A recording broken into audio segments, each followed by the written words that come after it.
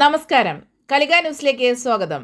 Road തോടായി, പ്രദേശവാസികളുടെ ദുരിതത്തിൽ ഇടപെടലുമായി പഞ്ചായത്ത് അംഗം.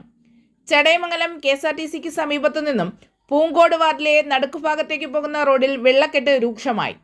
നിരവധി സർക്കാർ ഓഫീസുകൾ സ്ഥിതി ചെയ്യുന്ന ഈ റോഡിൽ മണ്ണ് സംരക്ഷണ ഓഫീസിന്റെ മുന്നിലാണ് വെള്ളക്കെട്ട് രൂപപ്പെട്ടത്.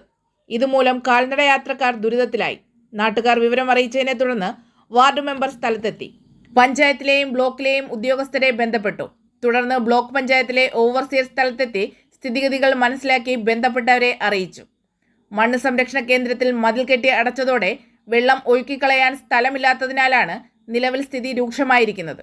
കാൽനട യാത്രക്കാർക്ക് ബുദ്ധിമുട്ടുണ്ടാക്കാത്ത തരത്തിൽ താൽക്കാലിക സംവിധാനം ഒരുക്കാമെന്ന് ഉദ്യോഗസ്ഥർ ഉറപ്പു നൽകിയതായി വാർഡ് മെമ്പർ അറിയിച്ചു.